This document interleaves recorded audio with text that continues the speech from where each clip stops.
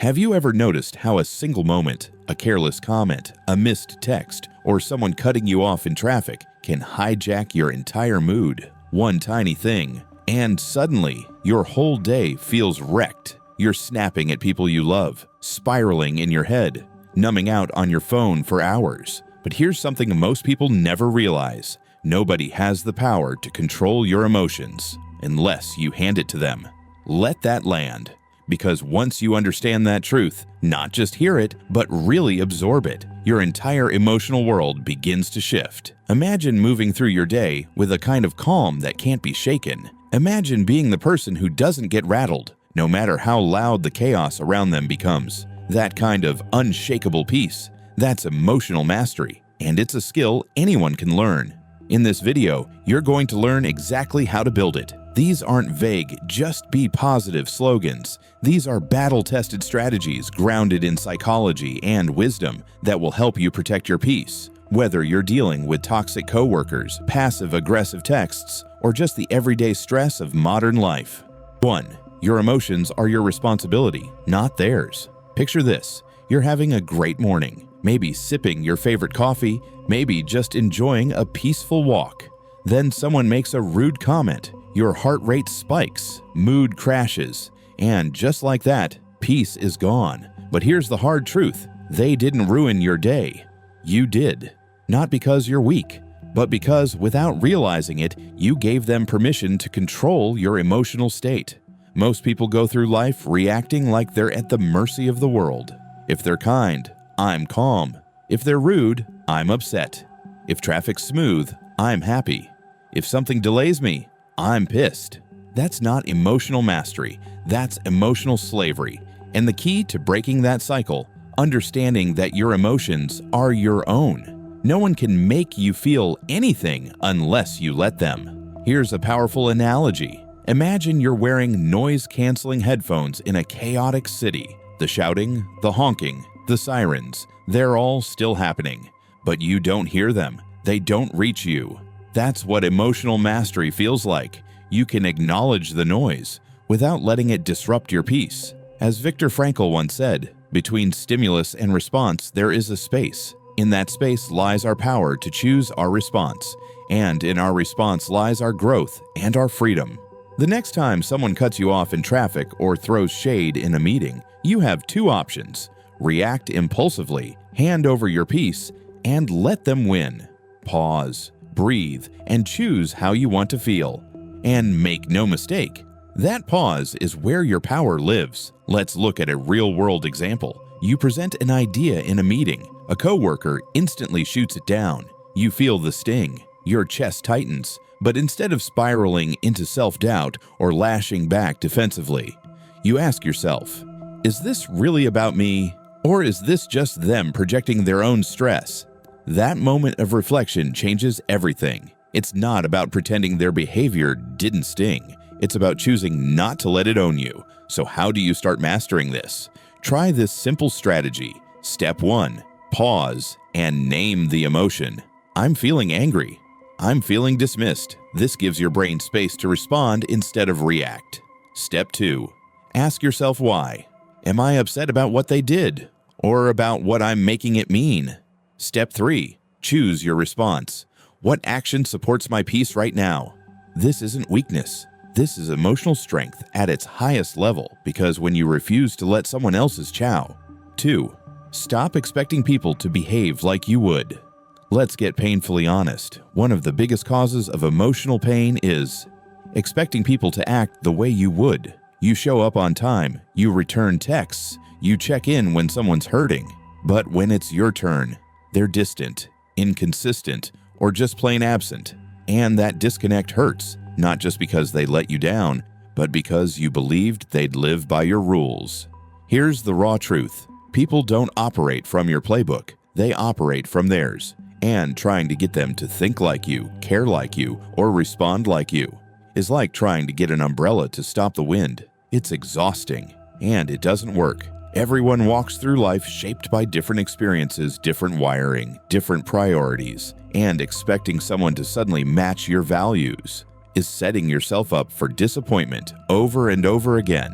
So what do you do instead? You stop expecting and start accepting. Accepting doesn't mean tolerating bad behavior. It means releasing the fantasy that people will always show up the way you would. Here's a practical shift. Let's say a friend constantly cancels on you last minute. You value reliability. They clearly don't. You could feel betrayed. Or you could stop expecting consistency from someone who's shown you that's not who they are. You adjust your expectations. And with that, your peace returns. A great quote sums it up. Expectations are resentments in the making. Want less resentment? Drop the expectations. Try this next time you feel let down.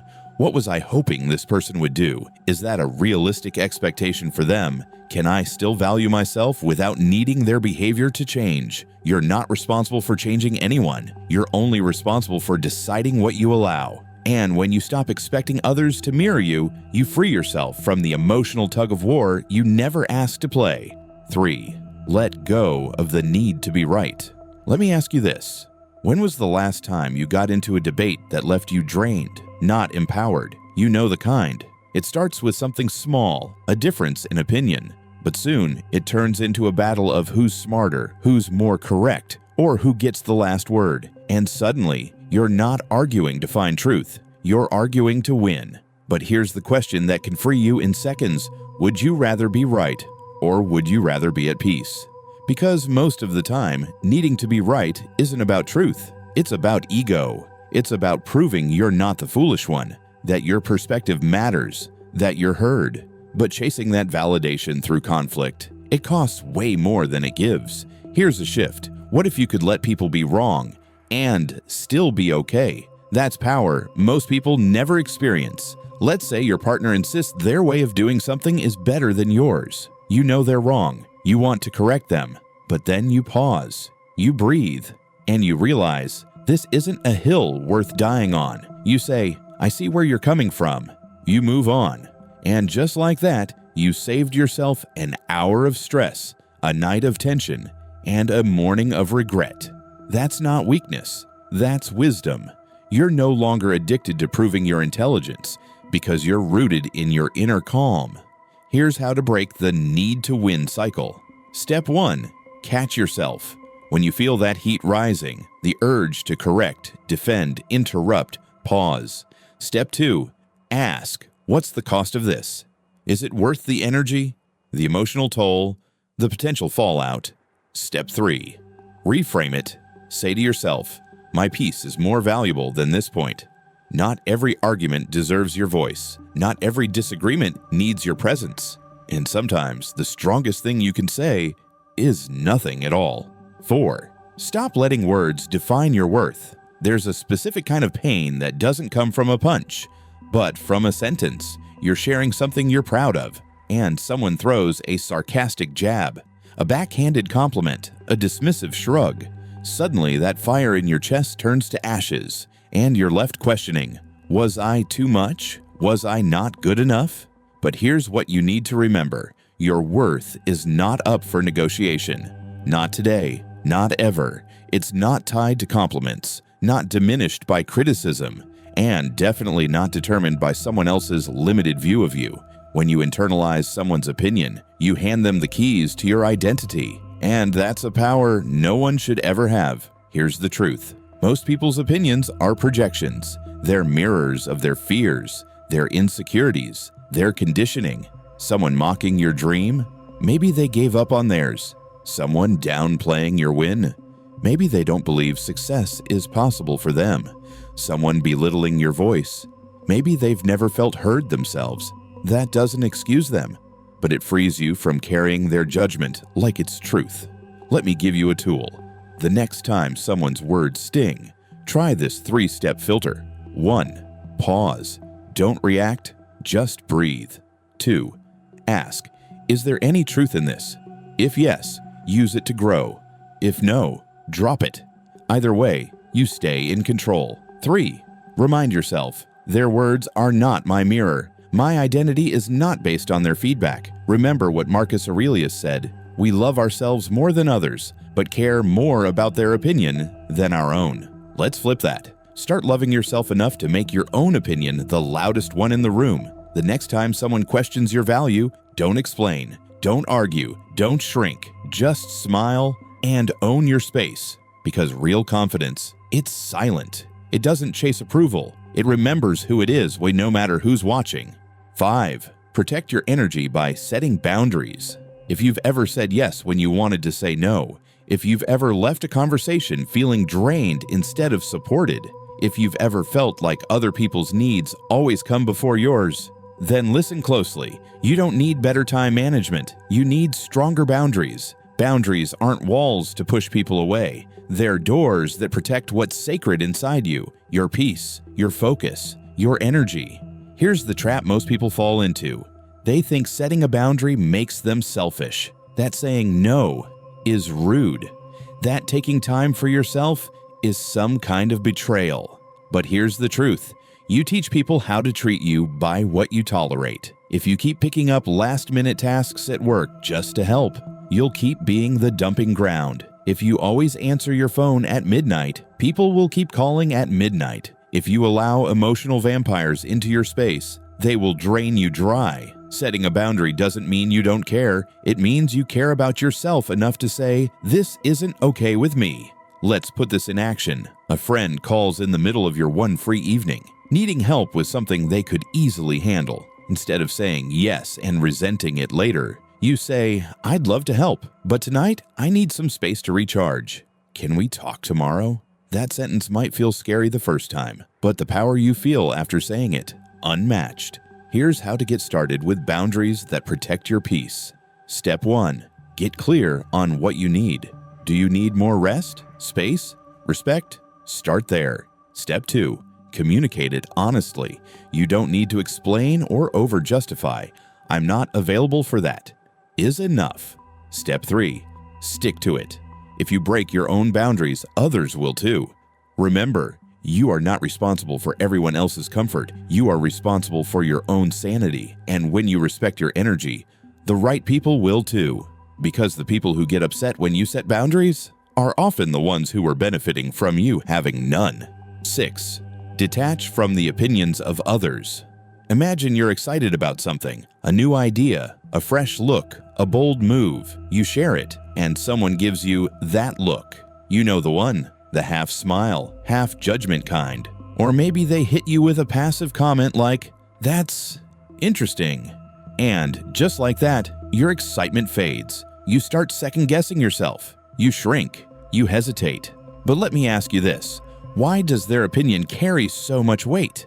Here's a hard truth most people avoid. The more you rely on approval, the more you become a prisoner to people who don't even know your purpose. Every person sees the world through their own lens, a lens shaped by their experiences, their fears, their limitations. So when someone judges you, it often says more about them than it does about you. You could be chasing your passion, taking a risk, building something real, and someone else, living small, afraid to try, critiques it from the sidelines. But they're not living your life. They don't walk in your shoes, and they certainly don't get to write your story. Detachment doesn't mean arrogance. It means ownership. It means saying, "You're allowed to think what you want, but I'm not required to absorb it." Let's make this tangible. You wear something bold, a color, a style, something that feels like you. Someone says, "Wow, that's different." Now you've got two options. Internalize it. Spend the rest of the day self-conscious. Smile and say, "Yep, I love it." That's detachment. That's freedom. Because emotional mastery isn't just about what happens around you. It's about what you let in. Here's how to start letting go of others' opinions. Step 1. Ask yourself, why does this bother me? Is it about truth, or is it just triggering insecurity? Step 2. Question their authority. Does this person live the kind of life I respect? Would I trade places with them? If not, why give their judgment so much power? Step 3. Come back to your values. Center yourself in your vision, your purpose, your standards. Like Lao Tzu said, care about what other people think, and you will always be their prisoner. Let them talk. You've got things to build. 7. Respond with silence, not anger. Let's be real. When someone disrespects you, insults you, or tries to push your buttons, your first instinct is probably to fire back. That sharp comeback starts forming in your head before they even finish the sentence. Your heart pounds. Your voice rises. You want to win the moment. But here's what you need to hear. Silence is not weakness. It's strategy. It's power. It's control. In fact, silence is often the most intelligent response to ignorance. It doesn't mean you're scared. It means you're smart enough not to fuel a fire that doesn't deserve your oxygen. Let's say you're in a meeting and someone tries to embarrass you. Maybe they throw in a passive jab or question your idea with a smirk instead of snapping back. You pause. You stay calm. You let your silence do the talking. Everyone watching, they notice. They see grace, maturity, poise. Because here's what most people forget. People who lash out aren't in control. People who stay calm are. Let me say that again. People who lash out aren't in control. People who stay calm are. That's why silence is a flex. Marcus Aurelius said, "The best answer to anger is silence." Because anger wants attention, negativity wants a stage, and when you refuse to give it one, it dies. Want to start using silence like a pro? Step 1. Notice your triggers. Become aware of the situations where you usually lose it. Step 2. Create space. Even a 3-second pause can change everything. Step 3. Respond later. Or not at all. Sometimes the best message is no message. Let them wonder. You don't have to defend yourself in every situation. Sometimes your peace is the only reply they deserve. 8. Practice gratitude to dissolve anger. Here's a twist most people never expect. You can't feel angry and grateful at the same time. It's neurologically impossible. Your brain can't hold those two emotions together. That's why gratitude is a superpower. It's not just about being thankful when things go well. It's about shifting your entire state, even when they don't. Imagine this. You wake up late. You spill your coffee. You get stuck in traffic. You're fuming. Everything feels like it's against you. But then you pause. You breathe. And you ask, what can I be grateful for right now? Maybe it's your warm car. Maybe it's the chance to listen to a podcast you love. Maybe it's simply the fact that you woke up today. It might sound small, but those tiny gratitude shifts, they reset your brain. They move you out of fight or flight and into calm, grounded energy. The Roman philosopher Cicero said, "Gratitude is not only the greatest of virtues, but the parent of all the others." Because when you're grateful, you're more patient, more forgiving, more focused on what's right than what's wrong. Want a quick daily practice? Start a gratitude rewire ritual. At the end of your day, write down 3 things that went well, no matter how small. When you're angry, pause and name one thing you're thankful for. When you feel like nothing's working, ask, what haven't I lost? Gratitude isn't naive. It's not about pretending everything's perfect. It's about reminding yourself, even in chaos, I still have something to hold on to. That's emotional maturity. And it's how you stop letting small annoyances take up massive space in your life. 9. Reframe criticism as a tool for growth. Let's talk about something we all feel, that sting when someone criticizes you. Maybe it's your boss picking apart your work, a family member questioning your choices, or a stranger on social media taking a jab at something you put your heart into. And it hurts, because deep down you want to be seen, you want to be respected, you want to be understood. But here's the thing, criticism is inevitable.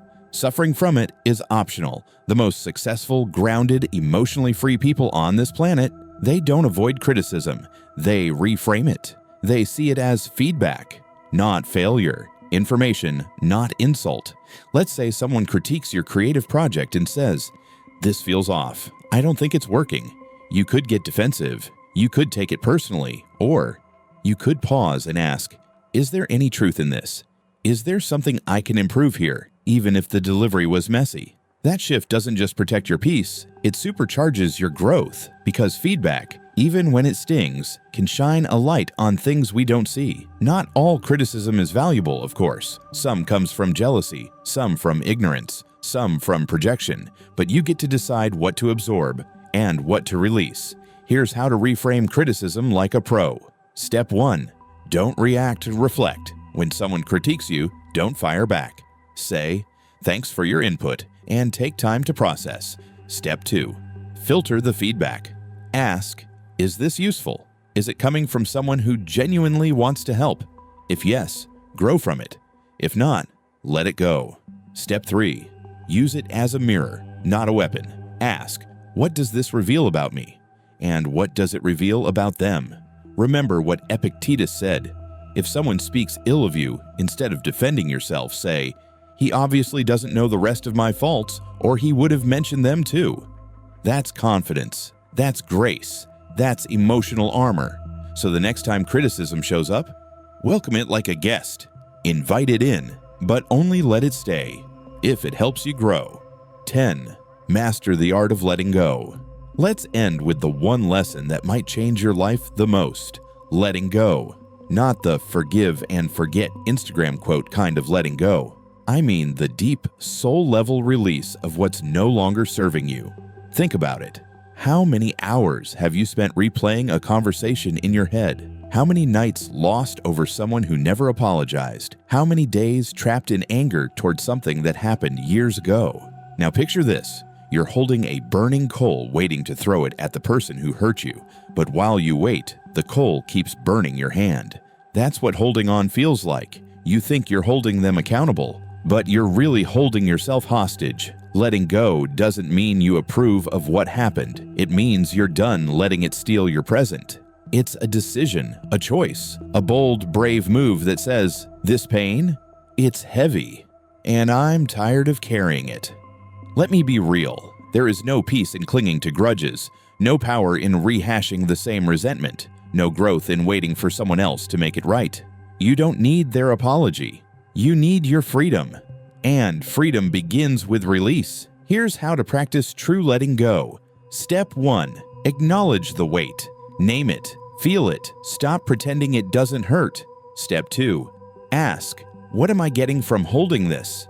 Is it identity, justification, a sense of being right? Step 3. Choose peace anyway. Even if you never get closure, even if they never say sorry. Say to yourself, I'm letting this go, not for them, but for me. Marcus Aurelius said it best. Do not be disturbed by what is outside your control. Let it go, and you will find peace. Here's a visual. You're holding a balloon filled with all your pain, bitterness, and regret. It's heavy, tied to your wrist. You walk through life dragging it through doorways, relationships, opportunities. It slows you down, weighs you down, defines you. Now imagine you untie the string and let it float away. Suddenly, you're lighter, clearer, stronger. That's what letting go feels like. It's not forgetting. It's not erasing. It's releasing the grip so you can grab onto what's next. So let's recap. This isn't about becoming a robot who never feels. It's about becoming a master of what you feel. It's about owning your reactions, choosing your battles, and building a life where peace isn't a reward. It's your baseline. Because once you understand this truth, nobody can ruin your day without your permission. Everything changes. You stop chasing approval. You stop reacting to noise. You stop explaining your worth. And you start creating from a place of calm, speaking from a place of power, living from a place of emotional freedom. Let me leave you with one question. What could your life look like if your peace was non-negotiable? What would you build? Who would you become? What would no longer control you? You have that power, not someday, not when life finally calms down, right now. So breathe deep, choose peace, and start showing up as the calmest, strongest version of yourself. Because when you master your emotions, you master your world. So far, you've learned how to stay calm, stop reacting, and reclaim your peace in moments that once owned you. But here's something you need to know. Emotional mastery doesn't happen in the heat of the moment. It happens in the habits you build before the storm ever hits. You don't become unshakable by accident. You become unshakable by design. In this bonus section, I want to give you something rare. The quiet daily habits that emotionally strong people practice when nobody's watching. These are the things that build your foundation so that when life throws fire at you, you don't burn, you don't break, you rise. Let's break them down. 1. Emotionally strong people start their day with mental armor. Most people wake up and immediately reach for their phones. They open emails, news, texts, and invite the chaos in before their feet even hit the floor. But emotionally strong people, they begin the day on their terms. They understand that the first 10 minutes of your day are sacred. That's when your brain is most programmable, most sensitive, most open. So they protect it. They don't rush into reaction mode. They set the tone. Here's what that might look like. A 3-minute breathing practice before checking your phone. Saying one affirmation out loud. I choose peace today, no matter what happens. A simple question. Who do I want to be today, regardless of what the world throws at me? This isn't about perfection. It's about choosing power over panic. Before the world hands you something to stress about, mental armor isn't a luxury, it's a responsibility. 2. They journal, not to vent, but to gain clarity. When you feel emotionally overwhelmed, your thoughts can feel like a tangled mess. But writing, even just for 5 minutes, creates space between you and your chaos. Journaling isn't just emotional dumping, it's emotional decoding. It helps you identify what's really bothering you, name the emotion, which instantly reduces its power. Separate the facts from the stories you're telling yourself. A powerful question to write out. What am I feeling? And what story am I attaching to it? Let's say you feel ignored by someone. The emotion is hurt. The story might be, they don't care about me. But when you write it out, you realize, maybe they were just distracted. Maybe it's not even about you. That's the power of journaling. You start to see your emotions as data, not identity. You stop reacting and start understanding. 3. They schedule recovery, not just hustle. Emotional strength isn't just about pushing harder, it's about knowing when to pause. We live in a world that worships burnout, but the strongest people don't wait until they're exhausted to rest. They schedule recovery like it's a meeting with their future self, because they know, if I don't protect my energy, I'll run out when I need it most. You don't build emotional resilience by always grinding. You build it by renewing yourself regularly. So here's your permission slip. Schedule 30 minutes of nothing each day. Put it on the calendar like you would a Zoom call. No guilt, no justification, just space to breathe. That pause isn't laziness, it's preparation. It's what lets you stay grounded when life tries to knock you down. 4. They practice identity anchoring. This might be the most powerful habit of all. Emotionally strong people constantly remind themselves who they are and who they're becoming. Because in moments of chaos, if you don't know your identity, you'll default to survival mode. But if you're anchored in your vision, your values, and your why, you can respond like the strongest version of yourself, even when things get hard. Here's how it works. Ask yourself daily, what kind of person am I training to be? In the way I react, speak, and show up. Then, when a stressful moment hits, you anchor back to that. You get cut off in traffic. Old, you might have flipped out, but anchored, you says, I'm someone who chooses calm, even when it's hard. You get criticized. Old, you spirals, but anchored, you says, I'm someone who doesn't attach my worth to other people's opinions. You don't have to wait for confidence or clarity to magically show up. You create it by reminding yourself who you are becoming daily. This rewires your subconscious, and eventually emotional strength becomes your default, not your effort. 5. They normalize discomfort instead of resisting it. Let's be honest, most emotional reactions come from one thing: trying to avoid discomfort. We get angry because we feel disrespected. We get defensive because we feel misunderstood. We lash out because it's easier than sitting with pain. But here's the shift. Emotionally strong people expect discomfort, and they don't run from it. They breathe through it. Instead of thinking, this shouldn't be happening, they ask, how can I grow from this? This mindset builds what psychologists call distress tolerance, the ability to stay calm even when your nervous system is screaming. Next time you feel overwhelmed, try this. Close your eyes. Inhale for 4 seconds. Hold for 4. Exhale for 6. Tell yourself, this discomfort is temporary. My response is permanent. That's how you move through hard emotions without letting them move through you. Final challenge: build an emotional mastery morning. If you want to become emotionally unstoppable, give yourself 15 minutes each morning to do this. 1. 3 minutes of stillness. Just breathe. No phone. No input. 2.5 minutes of journaling. What do I feel? What do I choose to believe today? 3. 2 minutes of gratitude. Write down 3 things you're thankful for. 4. 5 minutes of identity. Anchoring. Read or speak affirmations that align with who you're becoming. That's it. 15 minutes. 15 minutes that will change how you walk through the rest of your day. Because in a world that's loud, chaotic, and reaction-driven, you'll be calm, clear, unbothered. Not because life is easy, but because you've trained for it. And that's what emotional mastery really is. Not being perfect, but being prepared.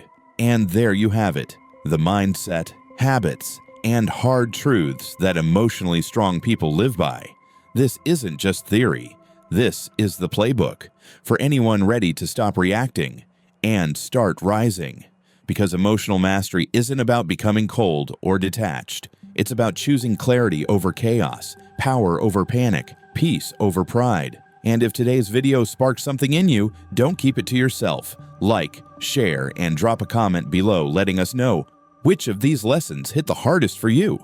Every week here on Mind Sprint, we drop videos designed to rewire your mind, reset your identity, and unlock the strongest version of you, mentally, emotionally, spiritually. So if you're done living on autopilot and ready to sprint into your best self, subscribe now and turn on notifications, because we're just getting started. Until next time, protect your peace, own your power, and remember, no one gets to control your emotions unless you let them. This is Mind Sprint. I'll see you in the next one.